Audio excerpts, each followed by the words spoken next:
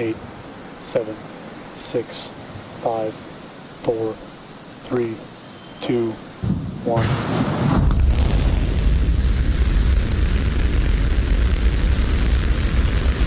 Lift off Starship.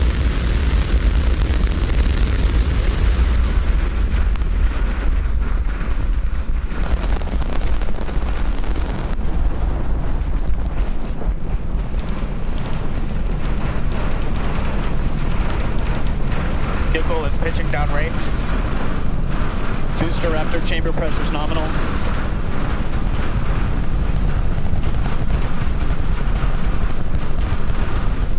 Seconds into flight, 33 out of 33 Raptor engines lit on the Super Heavy booster, arcing away from us here at Starbase.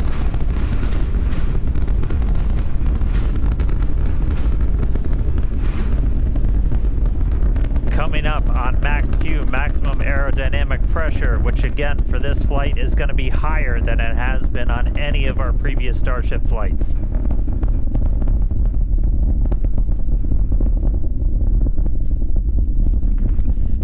Right, so we're passing through that maximum aerodynamic pressure, over a minute now into flight.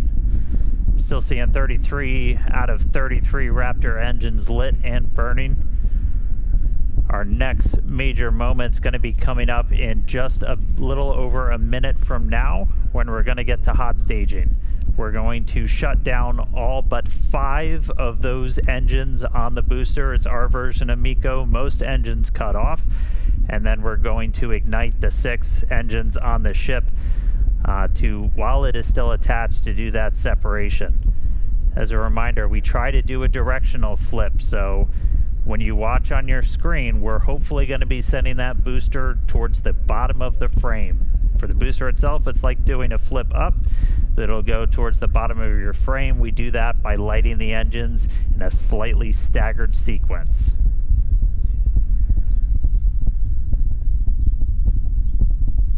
Standing by for hot staging.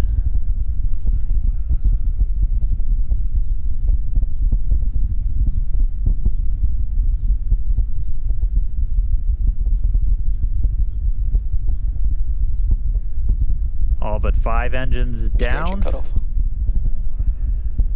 Tap. 6 ignite. Backburn startup.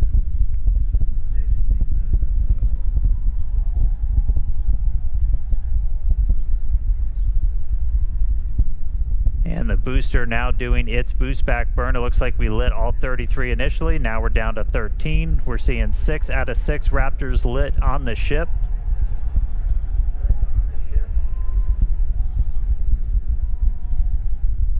Backburn shut down.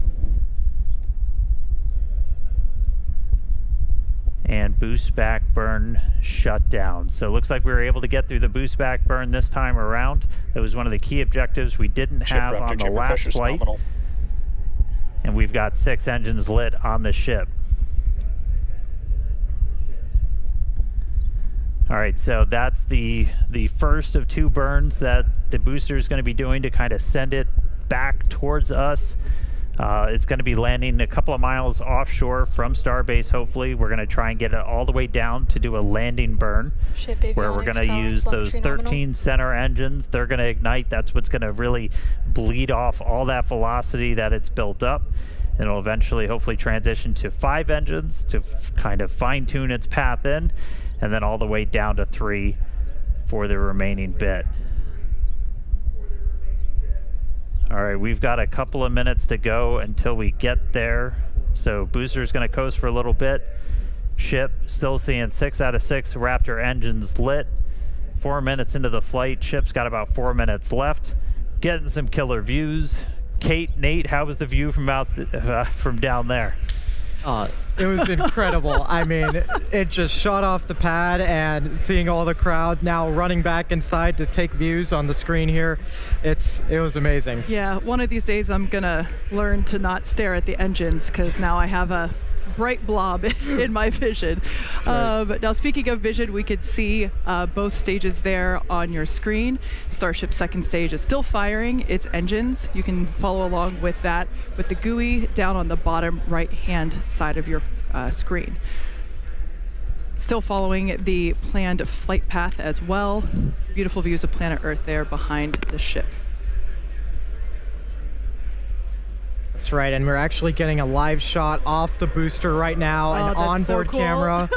You can see the plume from Starbase where it just lifted off 5 minutes Starship ago. on nominal trajectory. We are there. We are there. That is us. I kind of want to run back outside and wave. Right. Now, again, this booster is not planning to come back to the tower or the launch site for this particular launch. We are going to be planning to do an ocean splashdown just off the coast of Starbase, so hoping to still get some amazing views of that.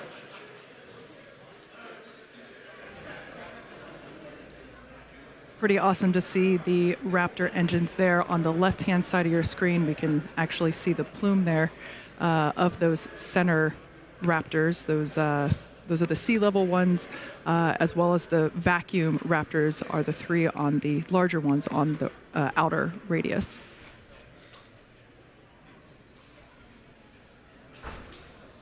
Now, just like on tower catches, we are going to be doing a 13-engine landing burn to slow the booster down.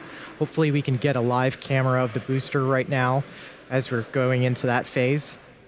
Awesome shot, you can see it there. So right now the booster is using their 3 hypersonic grid fins to guide itself through the atmosphere toward its landing site. You can see we're only 5 kilometers above the sea right here. Maniobra startup. Just heard the call out for landing burn startup for the booster.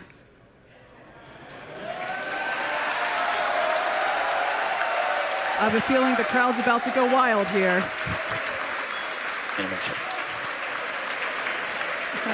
And another awesome landing for Super Heavy. Congratulations to all the teams here at Starbase and at our SpaceX team. An amazing, amazing view. Everything continues to go well with ship, as you can see there on your screen.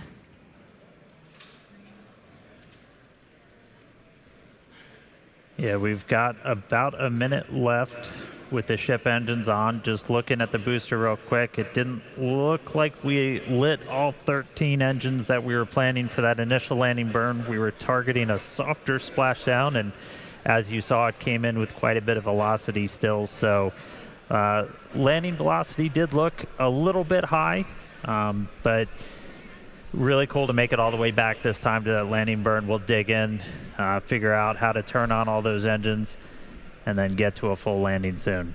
But all eyes on ship. We are just a little ways away from getting those engines turned off. We expect it to burn about 8 minutes and change in, so hopefully just about 15 minutes to go. Sounds like we just got the sonic boom Yeah, here we sure at did. Starbase That was awesome. from the booster splashdown. And engine shutdown.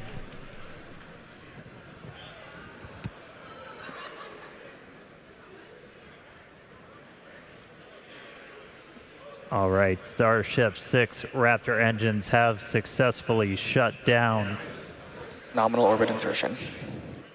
And there's our call out for nominal orbit insertion. So we got a ship in space. We've got a booster in the Gulf where we were planning to send it. It's a hell of a start to the day, Kate.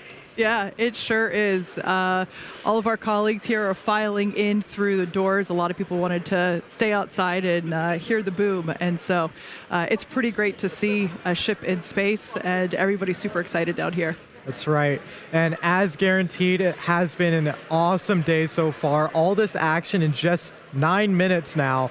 And objectives are done for the booster. Just want to quickly flag that that booster did land in a clear zone. We clear those before launch, well ahead, so that we ensure everyone is safe before the launch and after. So we're getting ready now for our in-space objectives. Yeah, we've got a few minutes until the next milestone, so sit tight and enjoy the space views and, of course, the space jams. We'll be back here at T+14 minutes to deploy our payload, which is 20 of our newest Starlink version 3 satellites. So we'll see you soon.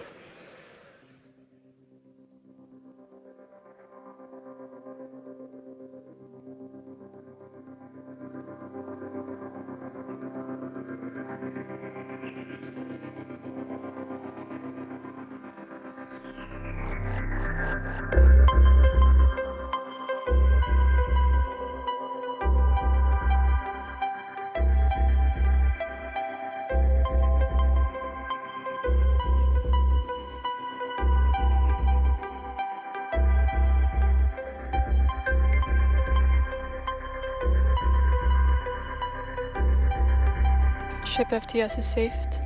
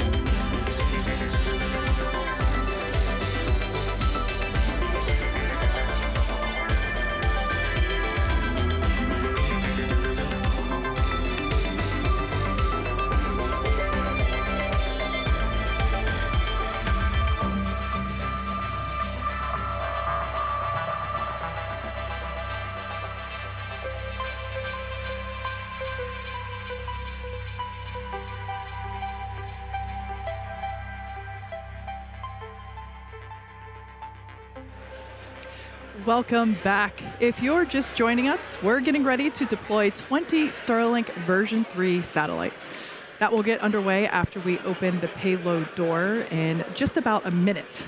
Now, for those of you that perhaps missed the previous 14 minutes, this is the second flight of Starship version 3. This is flight 13. It lifted off. It had a beautiful ascent as well as a ship ignition and stage separation. It was literally picture perfect from here in Starbase. Picture perfect, and then we continued with that booster hot stage separation. Amazing to see some live replays of that.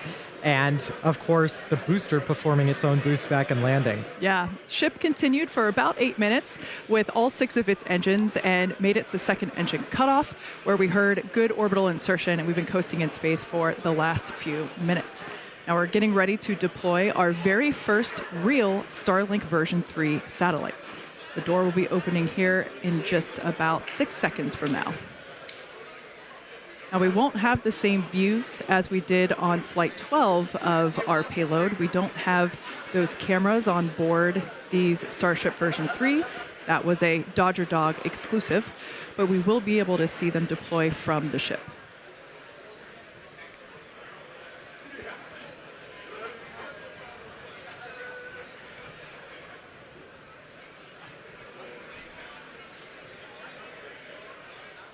As Kate said, we should see the door open up really soon if we haven't quite gotten it open already. We've got 20 of these Starlink V3 satellites. Looks like the PEZ door is open. And so, yeah, this is the first time we've got Starlink V3 satellites getting ready to go into space. And I mean, these things are really just kind of crazy upgrades that they're going to bring to the network, where you start talking about just symmetric gigabit speeds through the Starlink network pretty much anywhere on the planet that this is going to unlock. So really exciting. These satellites are only going to be in space for about 20 minutes.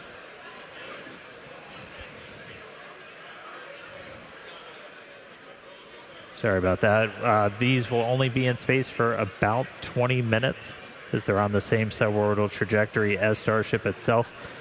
This is essentially just giving us a chance to try and run as many tests as possible, deploy the solar arrays, antennas, whatever we can on these vehicles.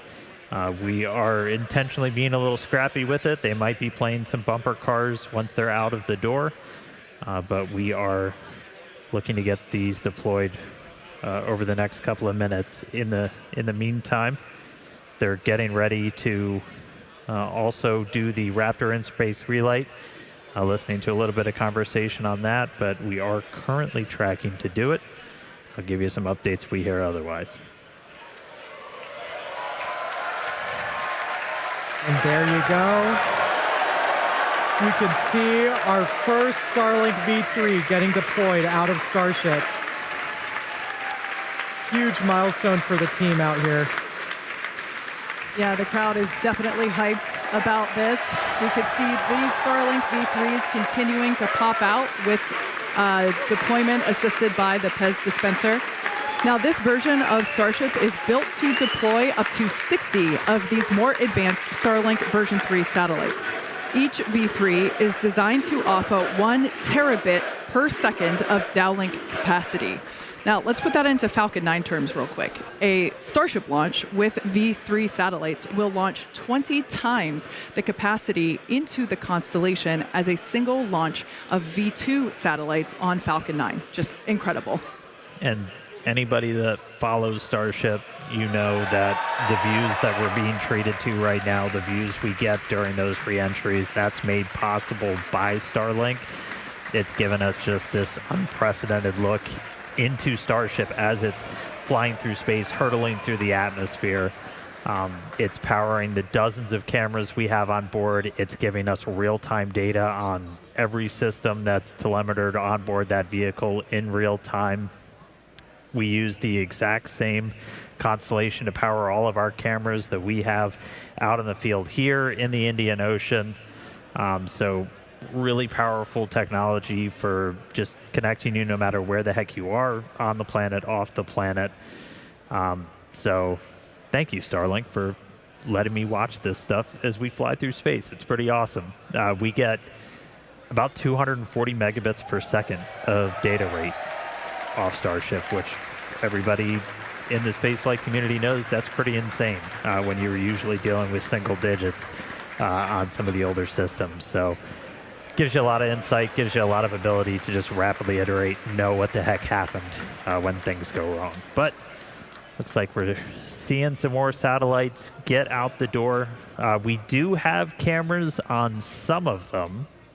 The last couple that are going to go out are going to try and do the heat shield imaging that we attempted last flight. We don't have that camera view that we got on Flight 12 where you kind of see the satellite leaving Starship. Those aren't on the V3 satellites, but we are going to, on the last couple that go out, have some pretty narrow field view cameras that are going to be looking back at Starship, turn on some flashlights. And this is a test of a capability that we're really going to want when we start doing orbital flights, to just add that extra layer of safety, that extra layer of reliability, where we're going to be able to image Starship's heat shield after it's gone through ascent, after it's been in space, before it re-enters. So we're going to try to test that again today. The heat shield imaging, we didn't get a whole lot last time. Ooh, looks like we got some thunderstorms on planet Earth below us. But a couple more satellites to go, it looks like. Yeah, it's pretty awesome to see our V3s in space. I want to give a shout out to our Starlink colleagues. And we expect payload deploy to run until about 27.5 minutes, so about another 7 minutes here. The Starlink team will be attempting to speedrun these tests, or excuse me, speedrun test these version 3 satellites, where they will attempt to do a few tests, such as extend the new solar arrays and antennas. They're also going to try and connect these V3 satellites with ground stations and turn on the satellite's communication systems. Now, they're only going to have about 20 minutes or so to do all of this, as these satellites only have that long before they demise in the atmosphere or break up due to that friction when they re-enter the atmosphere. So what we learn from today's deployment will help progress and move the program forward, which is super exciting. You could basically say that the payload's payload is data. That's right. We're getting very Inception here.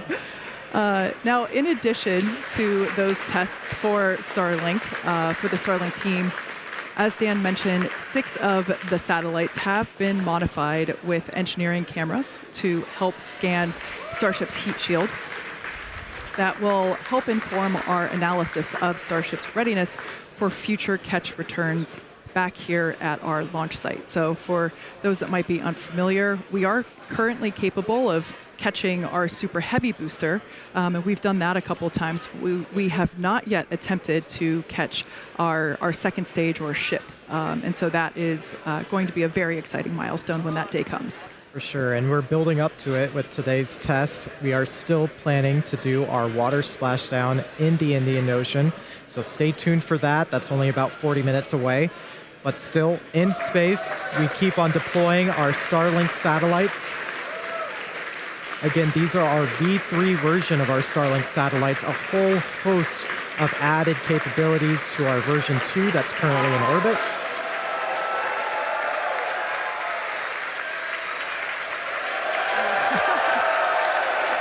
And this is our team here at Starbase, Texas. These are all of the team members that have helped build the vehicle, that have built the Pez dispenser, and got it ready to fly today. Amazing work. Now, for those of you that have just recently tuned in, there is a spaceship in your screen, we promise. Right now, the ship is in orbital darkness, so we don't have any available sunlight from the sun to help illuminate the scene. But what you can see moving out from that smally lit space, those are the V3 satellites as they are being deployed. And essentially, the ship is illuminated from the inside, and so we're able to see the light come out through the payload door. Right. Just a really small sliver of light at the top. That's our Pez dispenser. That's how we're both loading our satellites into the rocket and deploying it. It's pretty novel. We've got about 3.5 minutes still left of our payload deploy sequence. Yep, looks like we've got 16 satellites deployed, so 4 more to go. These last couple will have those cameras, so if you see any sudden bright lights, that'll be flashlights turning on those satellites to try and get some imagery of Starship's heat shield. 17 out the door. 3 more to go, and 18.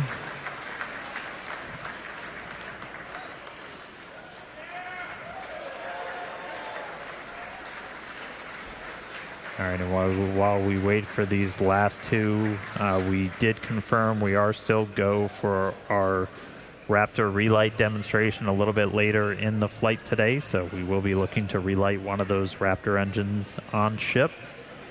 And that'll be our next major milestone after we get through these final 2 satellites.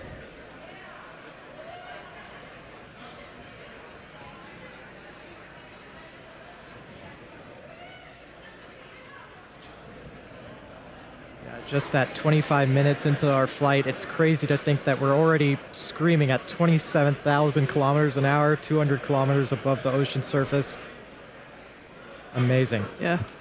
Now, for those of you that lost count, we have deployed almost all of our 20 Starlink satellites. I believe our last count was at 18, so we should be seeing 2 more. And we're very excited to see our version 3 satellites in space. And these are fully, these are real satellites. Right. They're not just demonstration sats like we had last time. These are going to basically have a 20-minute lifespan where our Starlink engineering team will attempt to perform a number of tests and really speed run those tests during that time. Right. And in terms of satellite lifespans, 20 minutes is it's the shortest you could possibly get, but hopefully in that 20-minute time frame we can really try and ink out as many tests as we can. It looks like we might have some, this might actually be light from one of the Starlink satellites. As we mentioned before, a few of them, 6 of them actually are equipped with flashlights to look back at Starship as we want to image the heat shield and understand the heat shield performance through the ascent phase, as this information is very important for us to know and understand as we prepare for operations that will enable ship to come back to Starbase for landing, for catch, I should say. Right. And we are about 40 seconds away from that planned payload deployment sequence being complete. Yep, looks like we've just got those last 2 to go. These ones might be coming out. Oops, they're starting to see motion.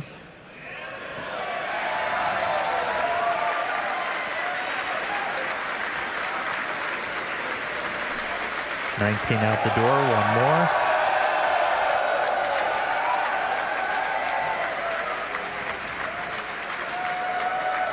It looks like we got a crowd at our Hawthorne, California location.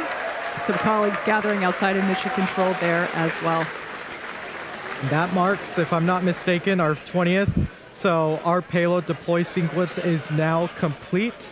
Starship will now close its payload bay door and continue to coast around Earth to the Indian Ocean.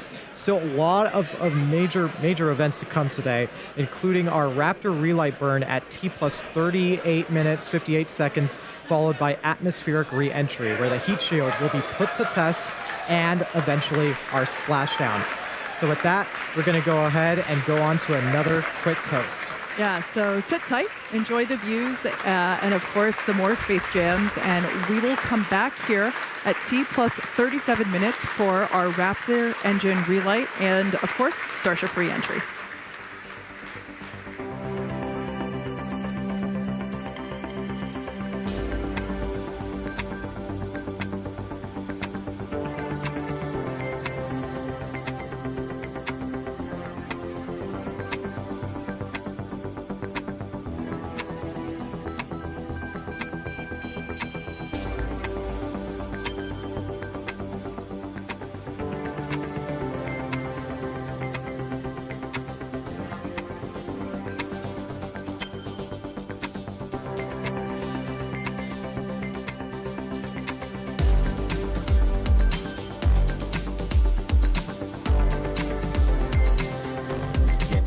Checkouts.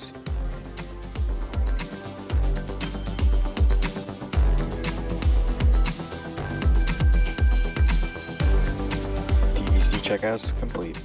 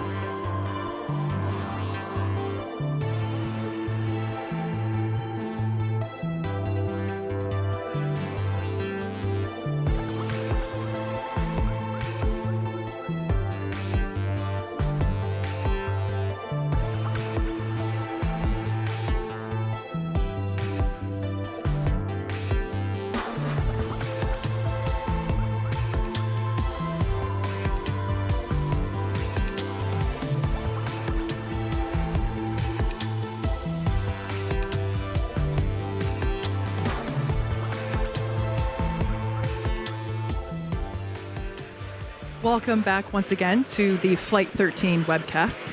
If you're just joining us, our newest version of Starship, which you see there on your screen, successfully deployed 20 Starlink version 3 satellites. And I've got great news to share. Not only were we able to make contact with all 20, but we also made comms over lasers with all of them as well. So that is awesome. Hell yeah, shout out to our Starlink team. We're so thrilled. Huge milestone. And that's only 3 minutes or 5 minutes after deploying them? I mean, that's crazy. Amazing. And right now, we are expecting a relight of a single Raptor engine, and that's going to be coming up in just over a minute and a half from now. That's right. We are going to be lighting one of our sea-level Raptor engines, and this is essentially just a demonstration that you can relight an engine after it's already done its ascent burn. And this is going to be really important when we do maneuvers for orbital missions, whether we're relighting to go into orbit, or if you're already in orbit and you're getting ready to do a deorbit burn. We did hear our Raptor team is go for the engine relight, so not going to be skipping it on this one. So we should see that coming up in just about 45 seconds from now. Again, this is not a deorbit burn for this ship. We are on a suborbital trajectory, so this Starship is coming back over the Indian Ocean no matter what. But this is going to be a pretty critical test for what we'll eventually need to do when we do orbital missions. When you got to relight those engines, do a burn to get yourself out of orbit. One thing that is unique on this one is we're going to be lighting it for a little bit longer of a time. We're expecting this burn to be up to about 14 seconds. We've only done about 3 seconds previously. And so that should be coming up within the next couple of seconds. Let's stand by. Relight demo startup.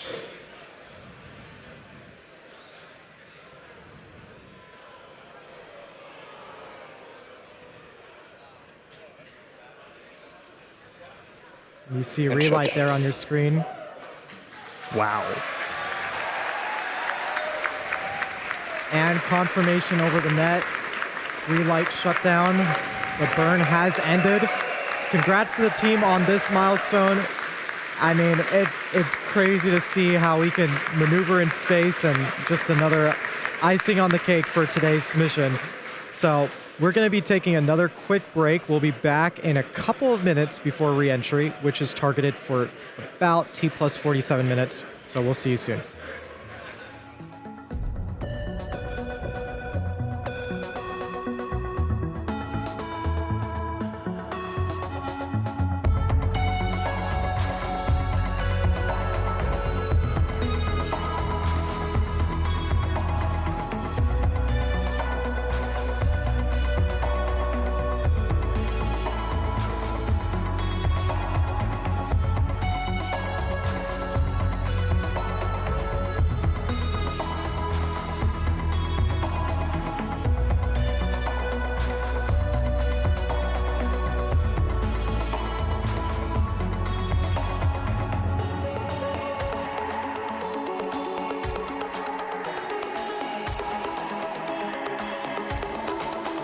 Vehicle and entry prep.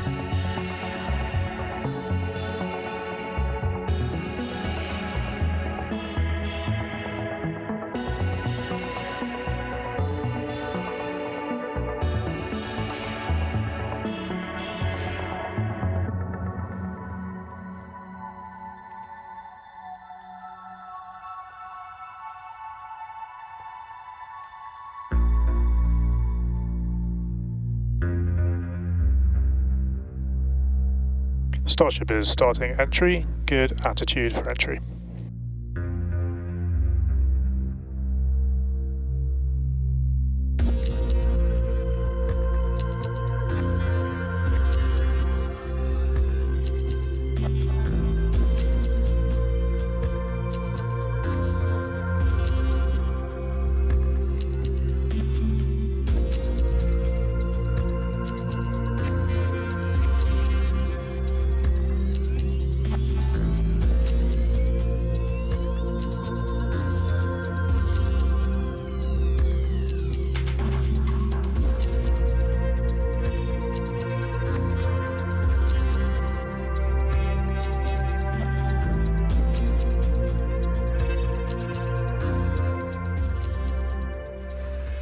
Welcome back once again to Starship Flight 13, the second test flight of Starship version 3.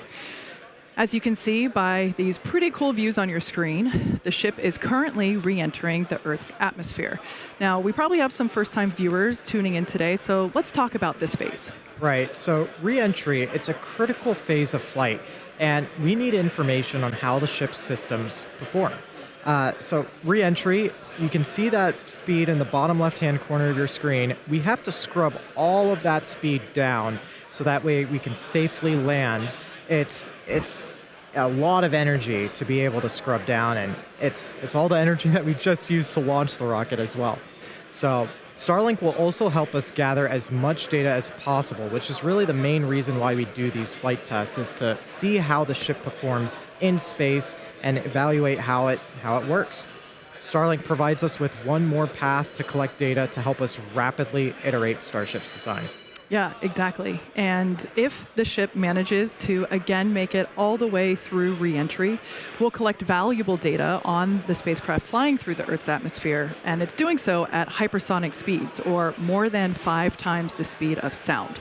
Re-entry is typically a portion of flight where we don't have communications with spacecraft because it's re-entering at or around orbital velocity, which is roughly 8 kilometers per second or about 5 miles per second. So at those speeds, the spacecraft is moving through the atmosphere so fast that it creates a plasma field around the vehicle. That blanket of plasma distorts communication frequencies, so it's not uncommon to experience brief blackouts in communication. Starship is designed to land on Mars where there are no runways or other humans to help out, which is exactly why we're testing this landing procedure that we're doing today. And we're doing these propulsive landings instead of more traditional means like parachutes, because propulsive landing... control of the vehicle. You heard that call out, flaps do have control of the vehicle. You can actually see one view, your screen moving around. That's actually a camera affixed to the flap. So as I was saying, we're testing these, doing these landings instead of more traditional means, so that way propulsive landing, we can enable more rapid reusability. Yeah. Now, we did just hear that call out. We should continue to hear some call outs as the ship makes its way back to Earth. Now, when we hear something called entry max heating, as well as entry max Q, that means that the ship has made it through the maximum heating and aerodynamic loads that it experiences as it returns. So, safe to say that if it makes it through those specific points, we're doing pretty well. That's right. So we'll continue to hear multiple call-outs as we go through this phase. One of those call-outs will be that the ship is transonic. We'll also hear another one when it's subsonic. Transonic will be referring to the period of flight where velocities of airflow surrounding and flowing past the vehicle are concurrently below, at, and above the speed of sound, so somewhere in the range of Mach 0.8 to 1.2. For reference, commercial jets have a range of cruising speeds, but most fly at roughly Mach 0.74, 0.85. Just for reference, that's between 480 miles per hour to 575 miles per hour, or 770 to 930 kilometers an hour. And subsonic, another call out that you'll hear later on in the stream, subsonic will refer to speeds that are much less than the speed of sound. So at this point in flight, the ship's velocity will be slowing down drastically. So with re-entry well underway, we'll take another break. and return just before the ship's landing burn, targeted for T plus 1 hour and 5 minutes.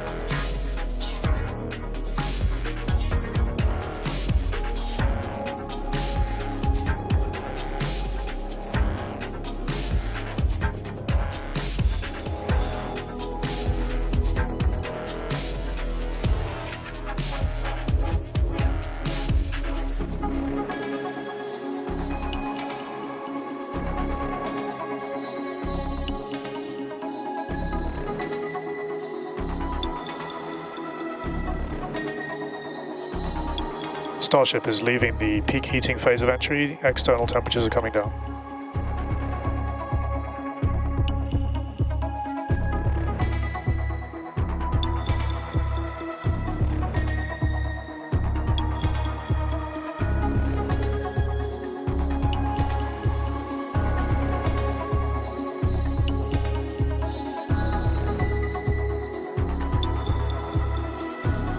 Starship is at maximum entry dynamic pressure.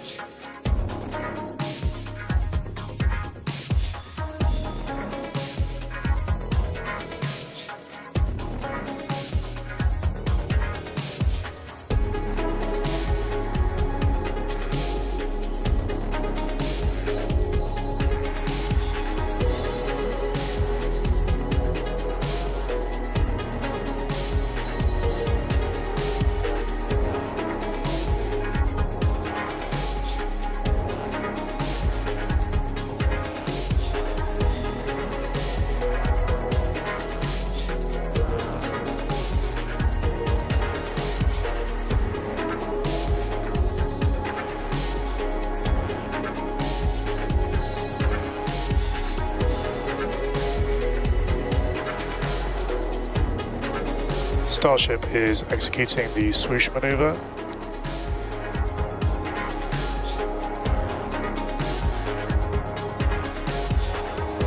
Dynamic pressure is coming down.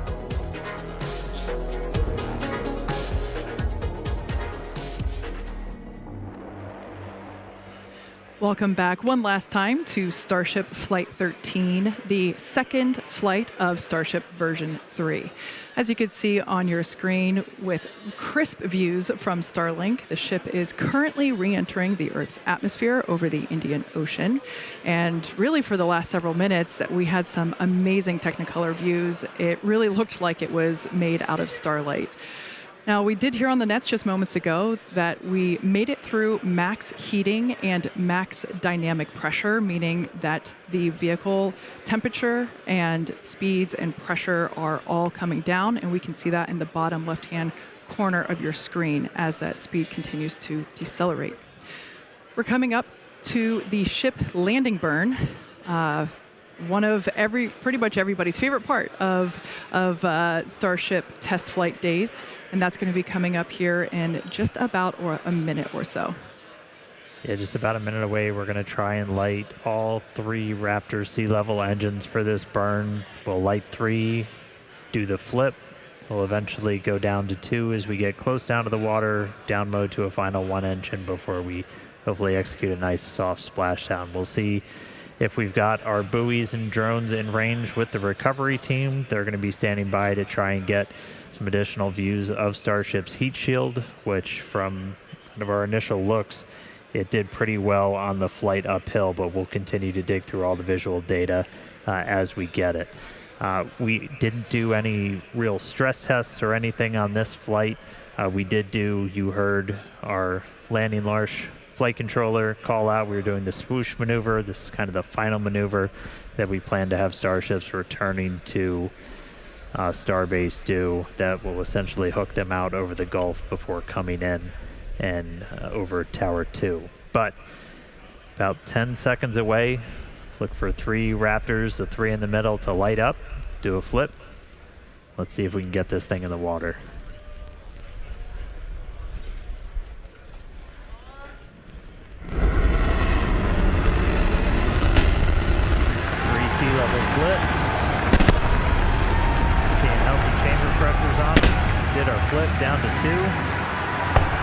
Starship descending into the Indian Ocean, down to 1. And we're in the water. And it's a soft splashdown in the water.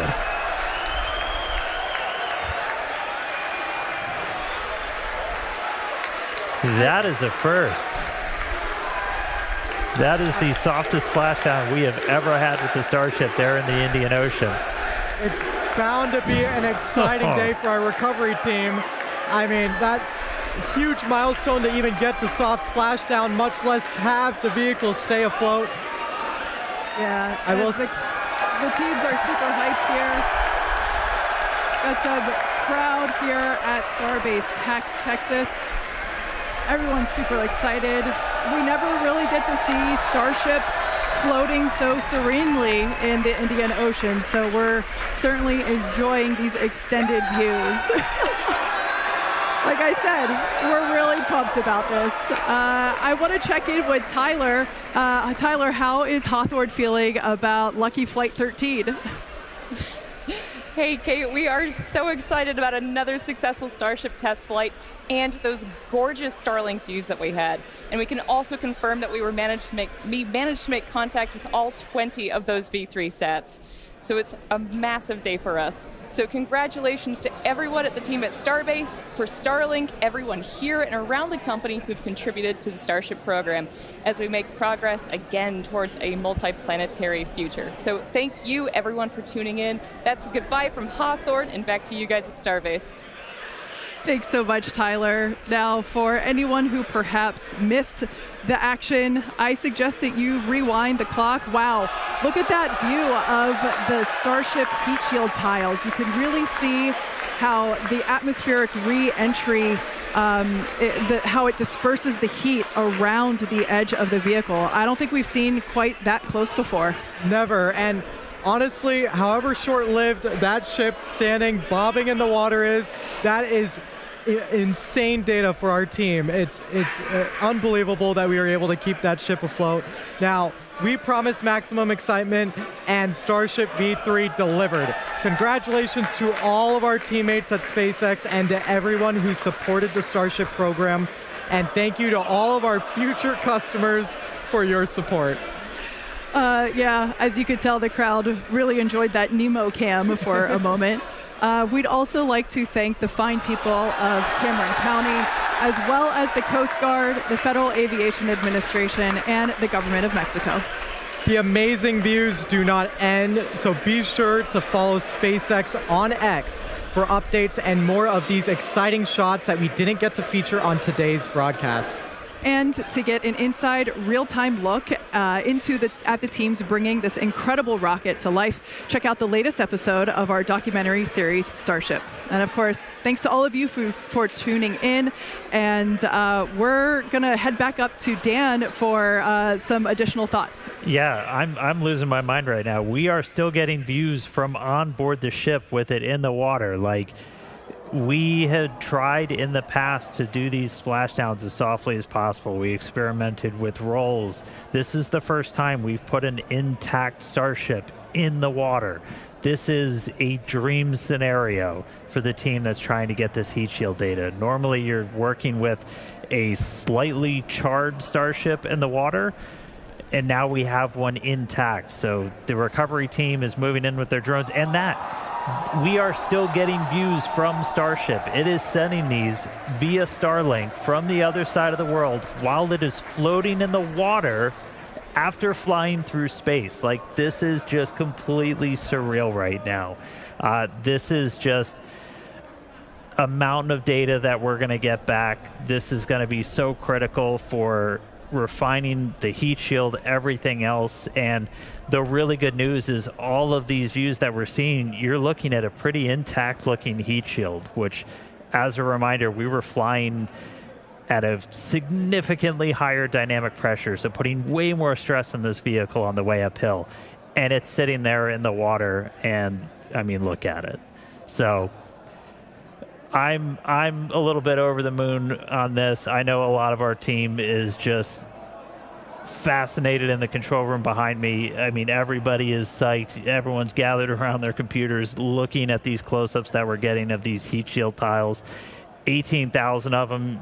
I mean, you can probably count the ones that are missing right now on one hand. Like, this is just absolutely incredible.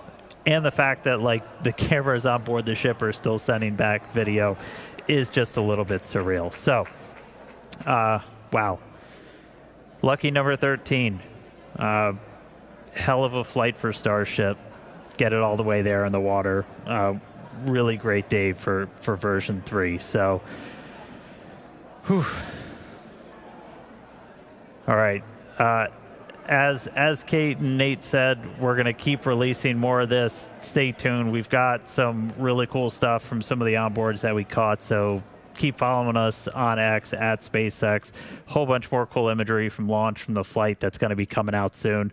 Yeah, let's just close on that. I mean, look at Starship in the Indian Ocean. That's fantastic. We'll see you all back here for the next flight test of Starship version 3. With that, we'll say goodbye.